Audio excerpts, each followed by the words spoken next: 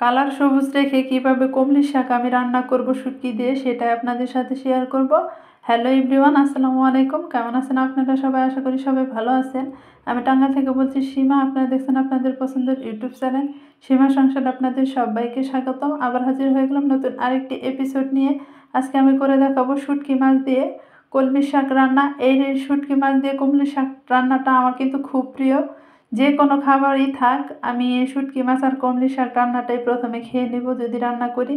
তো দেখেন, এই যে আমার হাতে বানানো শুটকি, আর আমি এরকম সাইজের শুটকি নিয়ে নিছি। শুটকিগুলো একটু কেটে কেটে নেবো, যেহেতু লম্বা লম্বা সেই জন্য কেটে নেব। হাতে বানানো শুটকি কিন্তু গুনে গুনে দিতে হয় না, পরিমাণে একটু বেশিই চলে যায়। তো আমি যে শুটকিগুলো এইভাবে নিয়ে নিছি, এখন এই শুটকিগুলো মাঝখানে একটা করে কেটে দেব। কেটে তারপর ভালো মতো পরিষ্কার করে ধুয়ে নিতে হবে। আর দেখেন, হাতে বানানো শুটকি দেখে কতটা চকচকা লাগতেছে। কেনা শুটকি কিন্তু এরকম চকচকা লাগবে না।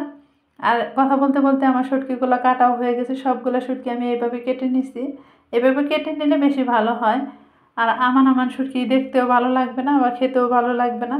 এরকম করে কেটে নিলাম। এখন এগুলো আমি ভালো মতো পরিষ্কার করে পানি দিয়ে ধুয়ে নিব, গরম পানি দিয়ে ধুয়ে নিব। হাতে বানানো তাহলে কি হয়েছে, তারপর আমি গরম পানি দিয়ে শুটকিগুলো ধুই।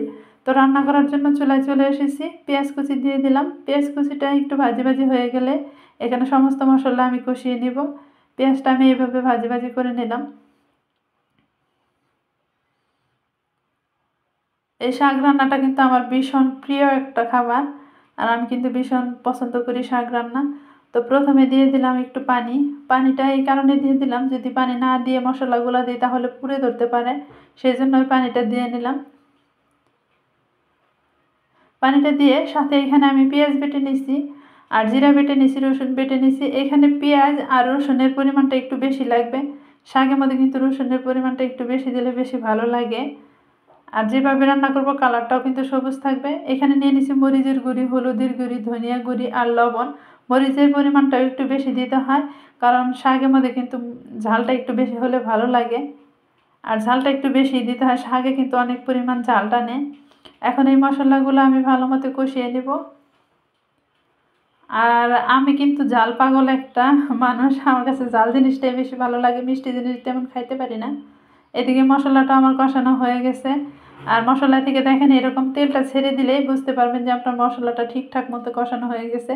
এখন এখানে আগে থেকে গরম পানি করে শুটকি মাছ যে ধুয়ে রেখে দিয়েছিলাম, সেই শুটকি মাছগুলো দিয়ে দিব। মশলাটা একটু নেড়ে নিলাম। এই তো দেখেন, শুটকি মাছগুলো আমি দিয়ে দিচ্ছি। ভালো মতো দিয়ে পরিষ্কার করে নেবেন। আর আমি ধুয়ে পরিষ্কার করে শুকা দিয়েছিলাম মাছগুলা, তারপরও আমি রান্না করার সময় আবার গরম পানি দিয়ে ধুয়ে নিলাম। মাছটা আমি মশলার সাথে ভালো মতো মিক্সড করে হালকা একটু পানি দিয়ে তারপর আমি মাছটা কষিয়ে নিব। এখানে একদম গরম পানি দিয়ে দিব। গরম পানি দিয়ে মাছটা কষিয়ে নিতে হবে।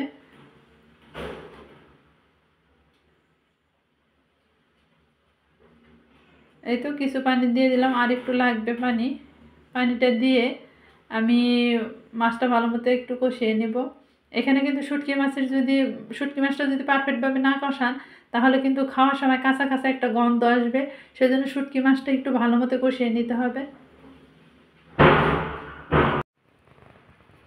তো শুটকি মাছটা একটু পর পর কিন্তু নেড়ে চেড়ে নিতে হবে।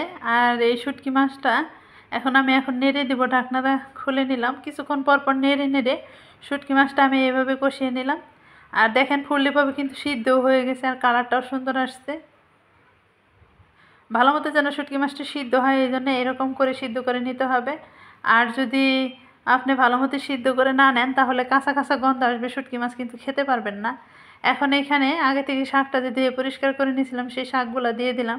এখানে অল্প অল্প করে শাকটা দিব, আর আমি এই মশলার সাথে একটু মিক্সড করে নিব। তাহলে শাকটা দেখবেন যে মশলাটা ভালো মতো মিক্সড হয়ে যাবে এভাবে। তো দেখেন, আমি অল্প অল্প করে দিয়ে দিয়ে এভাবে মিক্সড করে নিচ্ছি। আমি যেভাবে রান্না করতেছি এভাবে যদি আপনারা রান্না করেন, আপনাদের শাক রান্নাটাও একদম সবুজ থাকবে। এখন কিন্তু এই শাকটা আমি কোনো মতে ঢেকে দেব না। ঢেকে কখনো শাক রান্না করবেন না, তাহলে শাকের কালারটা নষ্ট হয়ে যাবে। আমি এপিট ওপিট করে উল্টে পাল্টে শাকটা আমি মশলার সাথে মিক্সড করার চেষ্টা করতেছি। আর এই তো দেখেন, আমি এভাবে মিক্সড করে নিলাম। এখানে কিন্তু কোনো রকমের পানি অ্যাড করব না শাকটার সাথে, আর কোনো রকমের পানি দিব না। যে পরিমাণ পানি উঠবে সেই পানিতে আমার শাকটা ফুললিভাবে রান্না হয়ে যাবে। এই তো দেখেন শাকে থেকে পানিটাও চলে এসেছে, আর কোনোভাবে আমি পানি দিইনি, এই শাকে থেকে পানি উঠবে। আর একটু এইভাবে নেড়ে নিতে হবে, একটু আলতোভাবে নেড়ে নেবেন, তা না হলে শাক কিন্তু গলে যাবে।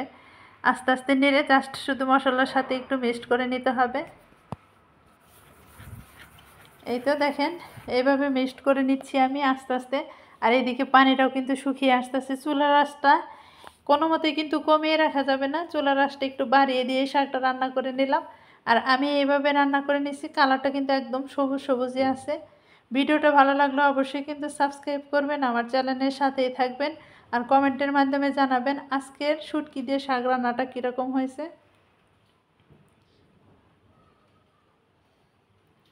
সামনে কোনো ভিডিও দেখতে চাইলে অবশ্যই কমেন্টের মাধ্যমে জানাবেন, আপনাদের সামনে আমি তুলে ধরার চেষ্টা করব।